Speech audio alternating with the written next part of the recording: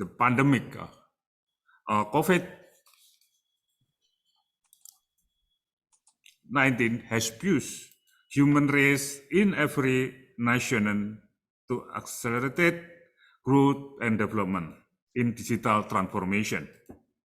Yet, we mentioned the world also facing other challenges, including the global economy, foreign and security policy, development, and climate change.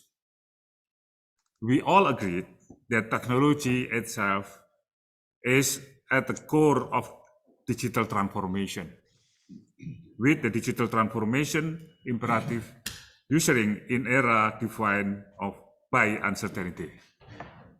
However, the digital transformation is much more about the transformation of how individual work and the culture of organization as at the very nation could recover from this pandemic situation.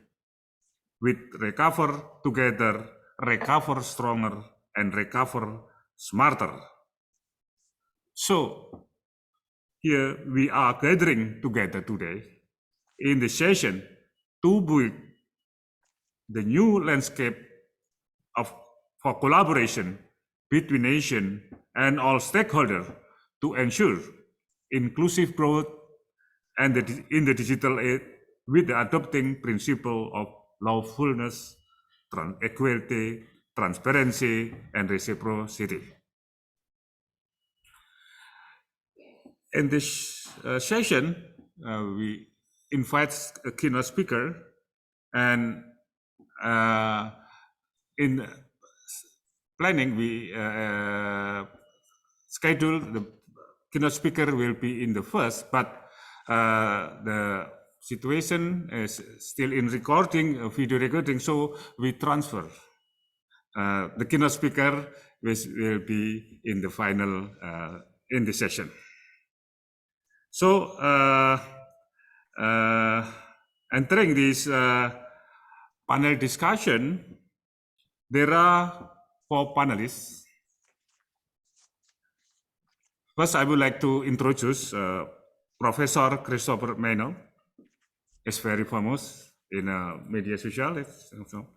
As a GAO and scientific director of the Harso Institute for Digital Engineering, HPI, at the University of Potsdam. He also Vice Dean of the Faculty of Digital Engineering at the University of Potsdam, where he holds the chair of the Internet Technology and System. The second panelist, J. Scott Marcus, is a senior consultant for WIK Consulting, the consulting arm of the WIK, a research institute in economic and regulatory policy for network industry, located in Bad Horns, Germany. The third is Professor Toshio Obi, holds a PhD from Waseda University and master degree from Keio University, both a famous university in Japan. He has worked for the United Nations Development Program as a program planner. He has served as a visiting fellow at Columbia University, George Washington University, Peking University, and many universities in the world. He has published more than 40 books, including The Aging Society and ICT, and annual World e-Government ranking, known as Digital Government. He has received the MIC Minister Award twice and the Emperor Blue Ribbon Medal. And the fourth panelist is Dr. Venkatajam Anbumosi. As a senior economist at the Economic Research Institute for ASEAN and East Asia area. Previously, he worked at the Asian Development Bank Institute in Tokyo. He received his doctorate program, the University of Tokyo, where he also subsequently taught resource management, international cooperation, development finance, and he was written book, research article, and project report on natural resource management, climate-friendly infrastructure design, and private sector participation in green growth. He was a member of APEC expert panel on green climate finance and ASEAN panel for promoting climate resilient growth. Well, we start with the panelists, and we, in our policy area in Task Force 2, there are 9 policy areas, including one is the digital connectivity, and the second is regarding data governance, and also in technology, and also in international cooperation, digitalization. In the first, we would like to hear it from Marcus in regard related to digital divide.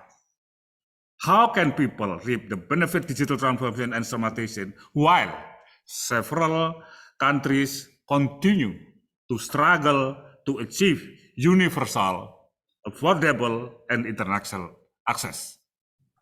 And the second question is how can the government, private sector, and civil society work together to close the digital divide through digital literacy and skill in digital adoption? We for 7 minutes. Thank you very much, Professor Suhono, and glad to be with you all. For starts, though, a small correction to my introduction. I haven't been with the VIC in Bad Honnef since 2015. Okay. My main, no problem. My main affiliation today is with an economics think tank in Brussels, Bruegel. I also have affiliations with the Florence School of Regulation in Italy and with Glocom in Japan. Okay, so what I wanted to talk about today primarily was broadband. And broadband is clearly fundamental to everything that you're going to hear about in this panel. Getting broadband out to everyone, getting it used by everyone is really basic. Now, there are 4 main reasons for that. The first one relates to the overall general economy. Study after study has shown that getting good broadband to everyone makes a positive contribution to overall welfare, and in particular to GDP and GDP per capita. So getting broadband is just fundamental for a lot of different reasons, also fundamental for the recovery from the pandemic, and maybe to whatever we're going to have to recover from the unprovoked aggression in Ukraine. So it's basic. It's also basic in terms of the transformation of the broader society to a more modern, digitalized society. The broadband has to be there. It's just a fundamental building block.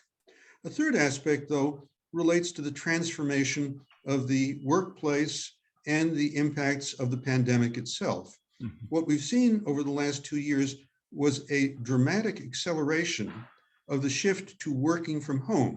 Mm-hmm. Knowledge workers don't need to be at the office anymore. A lot of business can be conducted exactly as we're conducting this conference today. But that didn't happen for free, and it doesn't work for people who don't have at least reasonably good broadband readily available to them. A last point is that it can serve to protect against governments that seek to cut off information. We're seeing a lot of that, again, in the unprovoked aggression of Russia on Ukraine. And so again, internet, for those who are knowledgeable, can be a way to get around blockades by authoritarian governments. Unfortunately, it's a double-edged sword. It can also be used to promote election manipulation and disinformation. So this is an area that will surely be one of continuing attention for policymakers going forward. Okay, so in any case, everybody needs broadband. Everybody needs broadband. How do we get broadband to the people? How do we ensure that they can use it once they have it? Now, here we see there are big differences between countries. There are also big differences within countries. In exploring this, it's helpful to distinguish between 3 main aspects. The first is coverage or deployment. This is getting it out there. Mm-hmm. The second is adoption or take-up, getting everyone to actually subscribe to the service that's available. A third is usage. What do they do with the service once they have it? What we see on the deployment side is that for most countries, it's difficult to cover the whole national territory. This has a lot to do with the distribution of population, the population density, also though with highlands and islands, with physical geography. Landlocked countries have a harder time because they're further from submarine cables. Countries that are mountainous are largely made up of islands, as Indonesia is, of course. These countries also typically face additional challenges. So generally, public policy has to step in and play a role in ensuring that this public good gets fully deployed to everyone. There are very few countries that achieve full coverage based solely on private incentives. There's a very nice recommendation from OECD that covers many of the regulatory measures that can be taken. I had the honor of writing one of the supporting studies for that work. It was just modernized in 2021. So I would commend it to your attention. There are three main policy areas that I would tend to focus on as areas that government would want to pay attention to. The first one is fostering competition, because monopoly tends to lead to poor networks, to less than full deployment. Competition is important, but it needs to be done with delicacy and care so as not to undermine incentives to deploy, not to undermine innovation. Striking the right balance has been challenging. This has been one of the key regulatory challenges for the past decade.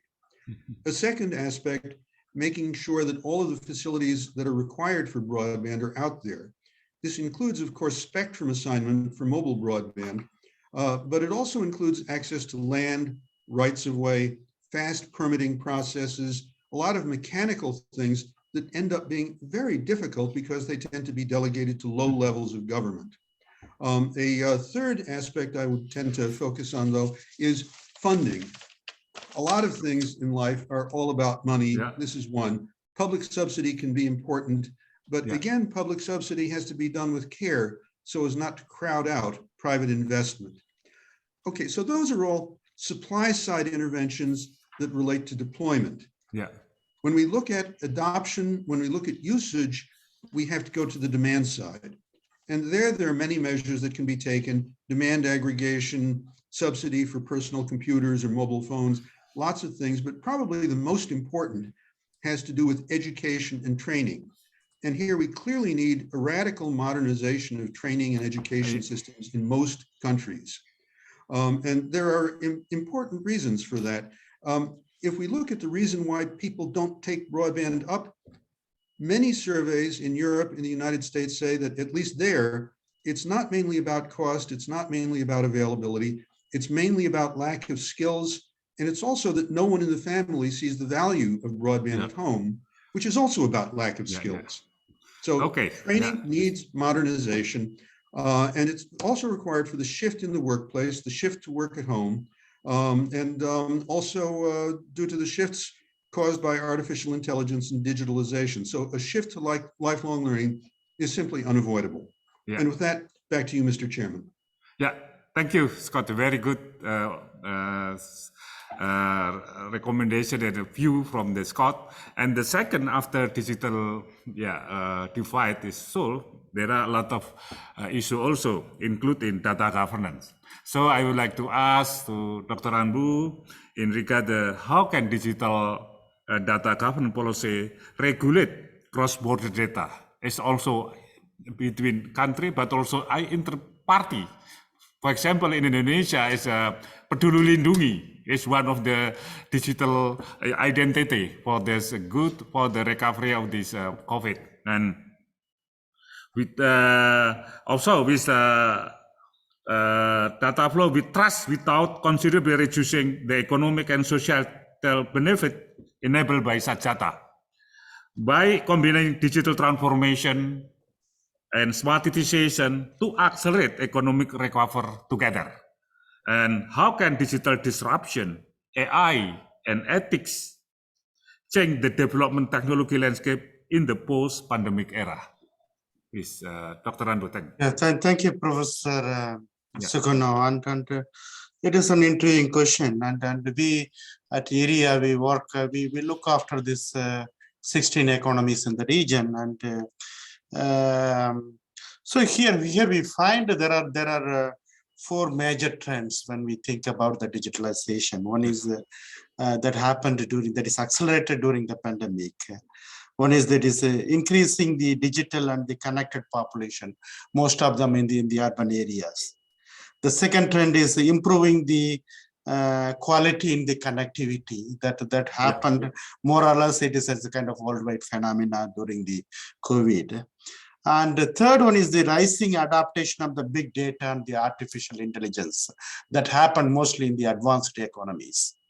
The fourth trend is the growing IoT and the machine-to-machine learning, and this is both in the emerging economies and also the advanced economies, where this part of AC is a part of the global chain.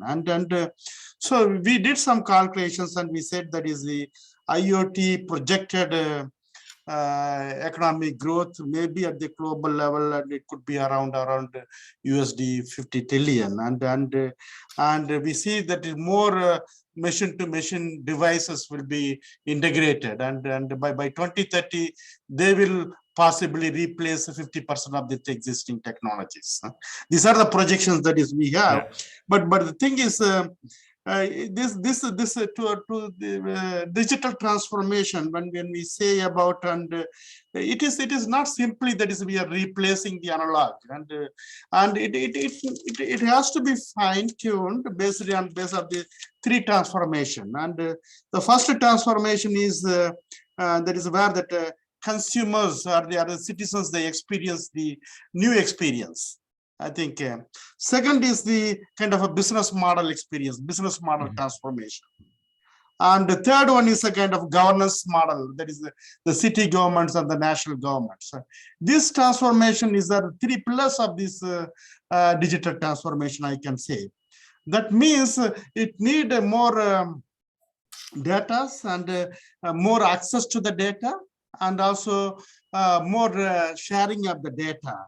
And that need a kind of a new type of policy environment, where maybe at the global level we need to think about it, and where this digital data is solving these complex problems.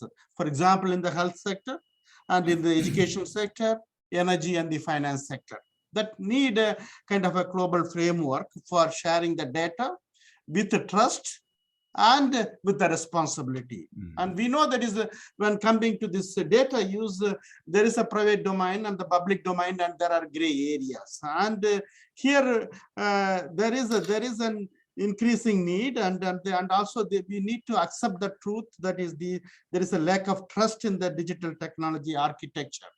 When we see it about the cyber security, and as well as the national security and the national sovereignty issues. For example, and ASEAN and the East Asia, which is a part of this global production network, where this farm level data is shared and the consumer data is being shared, and basically the business to business, basically they operate across the borders. And here we need to have a trust, and unfortunately the trust doesn't exist, because there is a clash of the tension between the national sovereignty and as well as the regulatory environment. And we did a survey, and we found out of 129 companies and the 30 cities surveyed, only 60% has shared the data and among themselves. And 60% did not share the data, and also they don't use the others' data because of the reliability issues.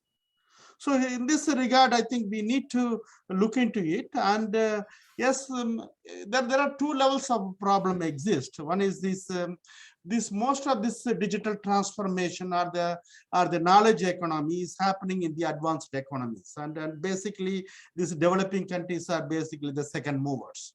So there is a power on the data information, and the data asymmetry exists, and this also results in a kind of follower mindset. And when coming to this standards and the new type of data protocols. But there is a huge opportunity, and there is one global study that says that is this data access to the sharing is estimated to generate about 0.1 to 1.5% of the GDP in the public sector. It is about 2.5 to 3% GDP in the private sector. So there is a huge potential for it. But in the case of liberalizing this data, but also same time addressing the challenges it poses. And in this regard, basically, there are some good cases that is evolving. And for example, ASEAN is looking for the single market. So it has developed it to encourage and enhance the data, free flow of data with the responsibility. They developed the ASEAN data management framework. So that is these 10 countries can come together and they can kind of free flow of data occurs with the responsibility. And also another issue that is you raised is the ethics. And here the regulatory approaches governing the development and use of the technology such as artificial intelligence and the IoT things. And basically there are risks. There is a systematic risk. And so this evaluation of this risk has to be analyzed. And here we need to be systematically analyze the risk, and we need to make this a new regulatory environment, and as well as the data protocols should be methodological. And we need a kind of a taxonomy. What are the private risks? And in this regard, there are some countries like Singapore, and they have developed the artificial intelligence and the ethics committee. And so these are the kind of inspiring examples that coming, and it could be upscaled to the G20 level. Yeah, thank you, Dr. Anbu. Yes, this was very interesting, and there are a lot of homework for our datafication, and also technology and related with the digital transformation. And we would like to continue with the idea and also continuing the policy brief from the idea Professor Maynard regarding the clean IT. So we would like to hear from Professor Maynard, how can digital transformation contribute to the climate change, as you call it, and clean IT? And the second, how can G20 implement policies to reduce the carbon footprint of digitalization? The time for you. Yeah, digitalization, this is the super weapon for reaching the sustainable development goals for humankind. You hear the pre-panelist speakers speak about the potentials digitalization provides in almost all areas, in education, in production, in organizing social life. So it is a fundamental for our world. And so we have to move in a direction that we are not forced to stop digitalization effect. Why are you asking, could it be possible to stop digitalization activities? There is a huge need in energy for the IT systems running around the world and increasing in the number. To compare this, so digitalization, all the IT systems need twice as much energy than the global air traffic. And when we speak about climatization, you know the discussions that we have to reduce our flights and other things. So we have to be prepared not to discuss that we have to reduce our digitalization activities. So the way out is not to stop digitalization, but to think more carefully about the energy needs of IT systems.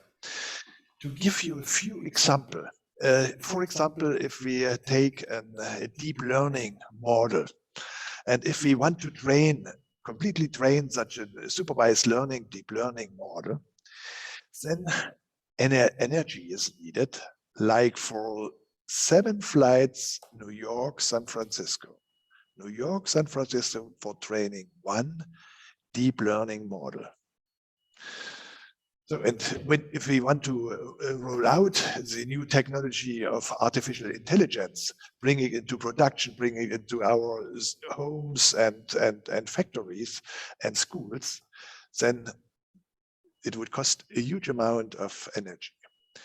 The energy that is needed for the blockchain technology, I think meanwhile it's known that's a huge amount, and that meanwhile some states take measures to reduce and to forbid the mining of new blockchain blocks. Reason? The huge amount of energy that's needed for that. So with our Clean IT initiative, we want to make aware this point, not to activate something against digitalization. No, our institute, my personal activities every time is to develop new digital technologies. But to be able to do this also in the future and to use the very good results and the good possibilities, features that digitalization brings in all areas of life, we have to be more carefully in considering the digital system we use to work. For developing the systems, we have to make clear for the developers that not only speed and other measures are important, but also it is very important to design systems which are very efficient, but do not need so much energy. To continue this example of the artificial intelligence deep learning model. So the typical deep learning architectures and neural networks work with 32-bit architectures. So what we try in a research project is to work with 1-bit architectures. This would immediately give a reduction of 97% of energy if we would be able to train such 1-bit neural networks in the same way with the same effect like this, which are used today in the research, the 32-bit architectures. So in our research activities, we are in accuracy, that is the main measure for this deep learning approaches. We are in the accuracy 5% behind the best 32-bit architectures and networks. So for AI, it is a lot. 5% is a lot, but it shows that when we concentrate our research in the universities, in the institute, for the goal not only to develop new functional IT systems, but also to have in mind that these systems should run with as less energy as possible, then we could reach great effects. So what is our proposal for the discussion process in the G20? First, the states are very important players on the market, because for all the state institutions, they buy a lot of machinery and support a lot of IT systems for introduction. They should be aware that when they buy such things, when they extend their IT bases, that it's not only enough to look for efficiency, but also for energy awareness. Second, what could be done is to develop labels, labels of energy efficient systems, because this helps the customer in the market when there are two systems, eventually with the same efficiency, that then they could decide to take the one which needs less energy than others. We have good examples of such labels in other areas, so we should develop, and this can only be done globally, a common label for energy efficient IT systems. And the last is state is in many respects responsible also in the field of education. So use this responsibility to help that already in school, but definitely in universities, and particularly in the faculties where such IT systems, such digital systems, high-tech systems are developed, that they are aware of this problem. Same like with ethics. in the development. Also with the energy efficiency, we should be very careful.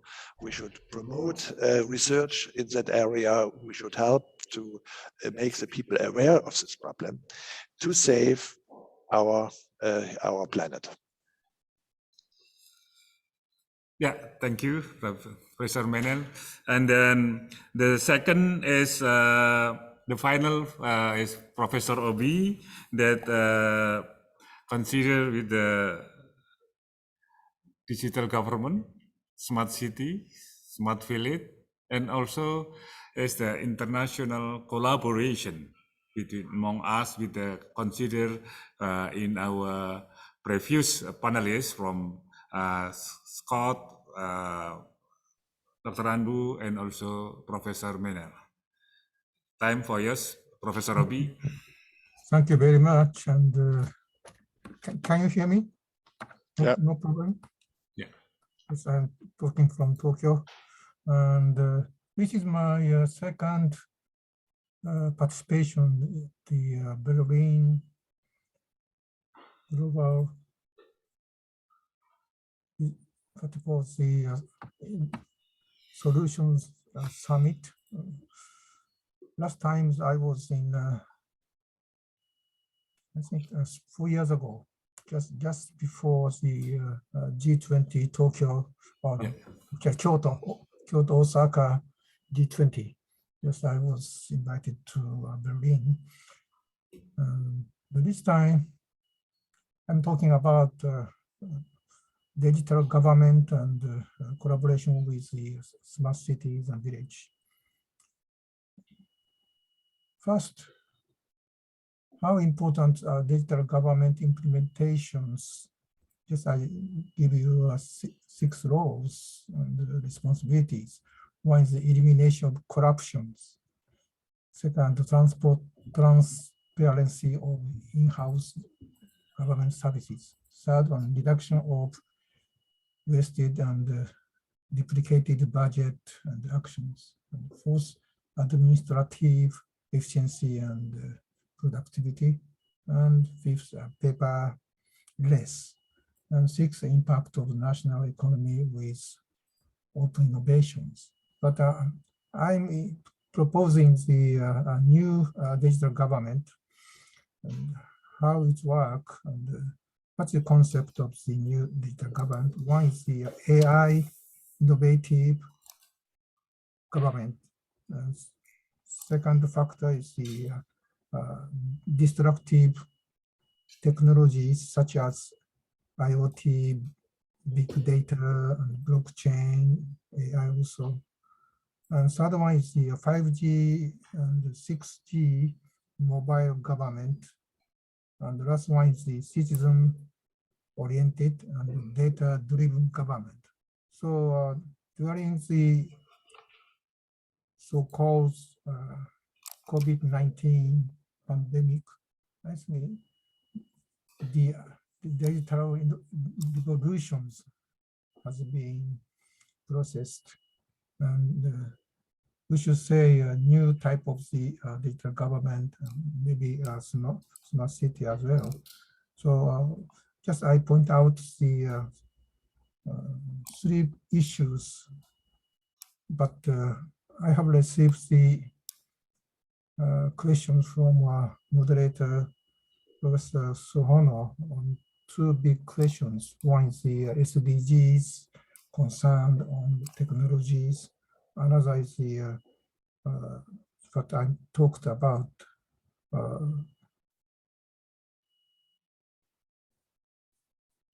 corona disasters, or you may say COVID-19 pandemic. So how we can change the governance structure and the services on what is an issues, or how we can change not only government services. For example, DX has very important roles. One is the remote activities in the community. Second, telemedicine and telework. Of course, my university is doing online classes.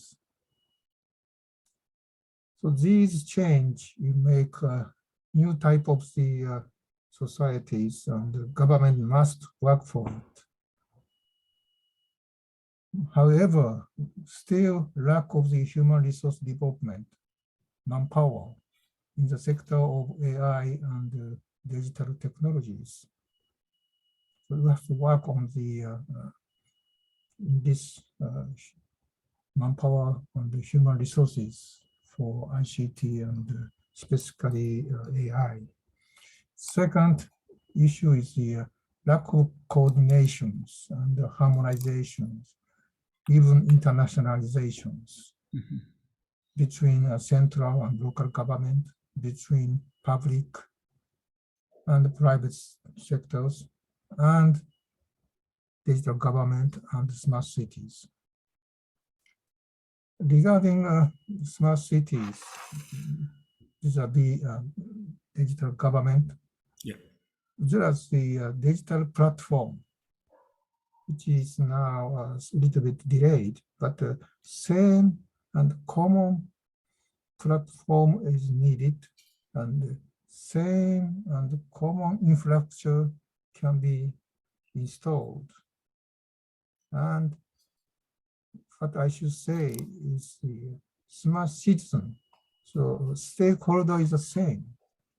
That's why we need more comprehensive approach to a new type of the digital government and smart cities, and in terms of the so-called the post-COVID-19 pandemic.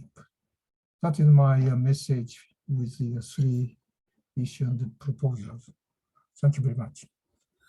Thank you, Professor Toshio Obi. This interesting point of view in regard to smart city and also digitalization in government and the challenge of the international collaboration.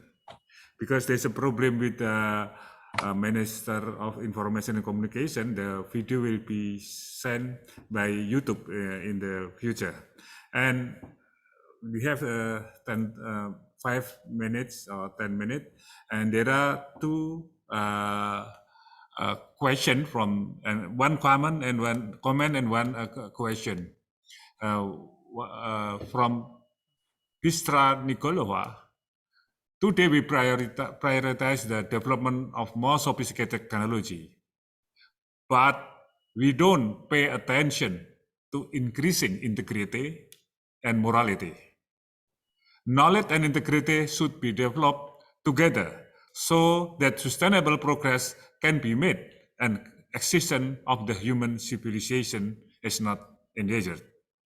And the second question is from Dr. Mangesh Kashyap, how we can change the mindset of people toward responsible consumption of natural resources in underdeveloped countries. I think related with Professor Maynard. So I would like to invite all of the panelists to answer, from Mr. Scott, and then Dr. Anbu, and Professor Maynard, and then Professor Obi, regarding the one comment and one question. Thank you. Thank you very much. Well, both are very thoughtful and sensible questions. We see within Europe a very strong initiative over the last few years to introduce new rules at European level that try to deal with some of these issues. One that's working its way through the European Council and Parliament just now is an Artificial Intelligence Act that tries effectively to create some legal rules, or at least guidelines, to have a human-centric use of artificial intelligence.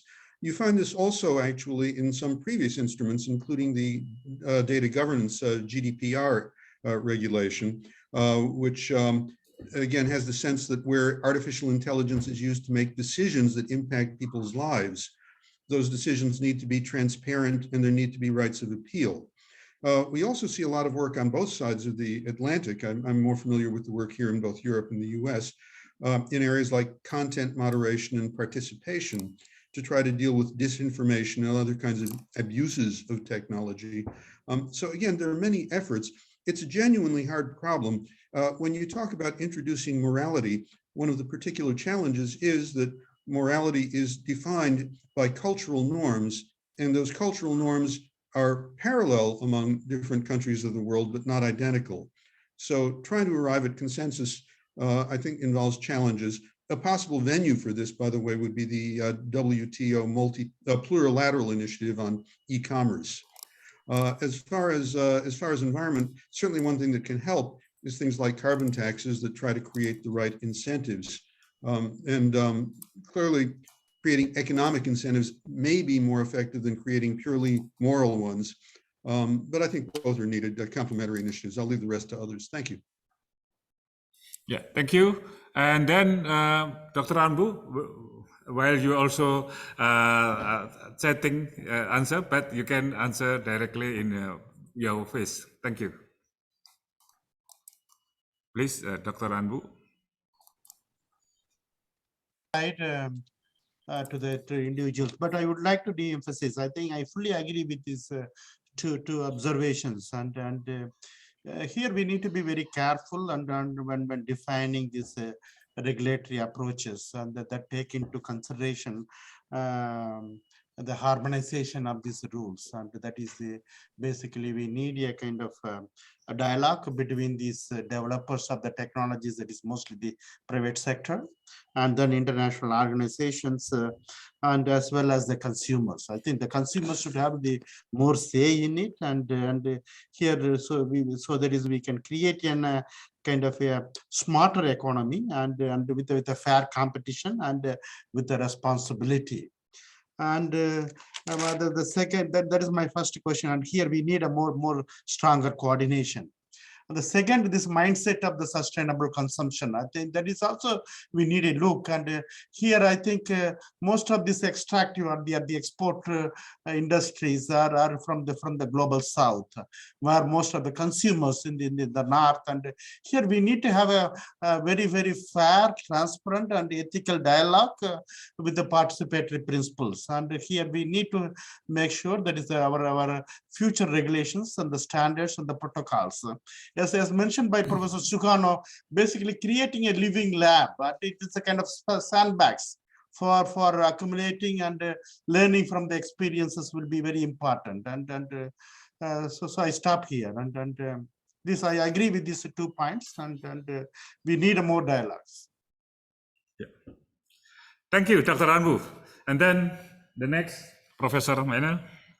Thank you for the question and remarks. Our European approach was already introduced by Scott Marcus, so I will not repeat. Here in Europe, there is a lot of thinking, particularly in the digital technologies, how we can develop them, but also how we can apply them in a way that fits to what we call our values. We have a little bit the problem that the values are around the world differently, but for me, these formats, G20 and others, are so important exactly in that direction, that we have a world-spanning discussion forum to discuss those things. But in the end, we are one world, and it's one technology. It is important that the development is considered under such norms with the ethical explainability and other things, but also with the importance that these systems designed not to disturb our planet and our climate, that our technologies developed very energy efficient and aware that this is important for them. But it's also not only a problem of the development of the system, but also of the usage of such systems. Because every time technology, pure technology, can also be misused in application. Independent what the people that developed the technology did, it could also be applied in a bad, in a wrong, in a disturbing, in a climate destroying manner.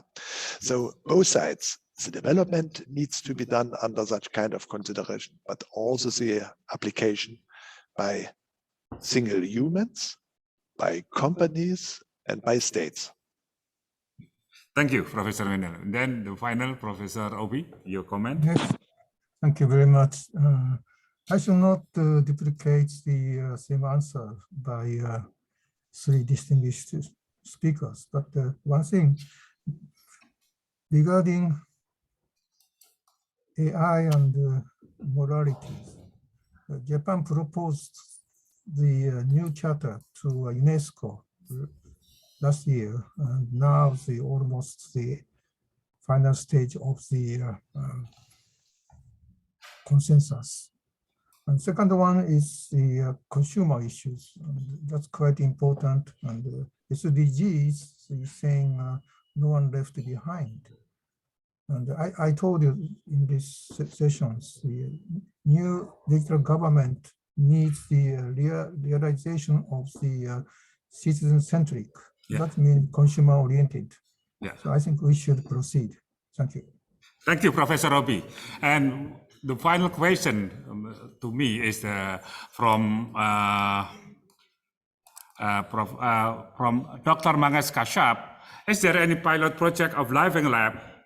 Yes, we are in G20 or T20 now is developed a proposal for the Living Lab for the G20 Smarter World Living Lab. Maybe in May we would like to introduce and we try. We will invite countries or economies to join in the Living Lab network. In my proposal, there are three kind of this. One is in a rural Living Lab. The second is maritime, because Indonesia, I think also India, Japan is maritime is one of these important region, and also in urban and campus. Campus is a smart city Living Lab, because in campus there are a lot of innovation like an energy, CO2 free, and also from the smart parking, transaction, and so on and so on. So we propose three areas of the Living Lab in rural, in urban, and in maritime. So we invite the member of the G20 and also the world as an asset, like Professor Maynard talked about the G20 as an asset for the future is our goal for the better of the quality of life. So, okay, I will, my secretariat will contact Dr. Mangesh Kashyap to join, and also one of the policy area in G20, T20 is talk about the Living Lab. Well, thank you. This time is past 20. So I think the session will finish, and this is one of our meeting for collaboration. And there are a lot of challenge for the world and how to conclude for the future in synchronization between G7, G20, and for the shaping of the future world. So thank you for your participation, for all of the distinguished speaker or panelists, and also participant from the G20 member and also the world. Thank you.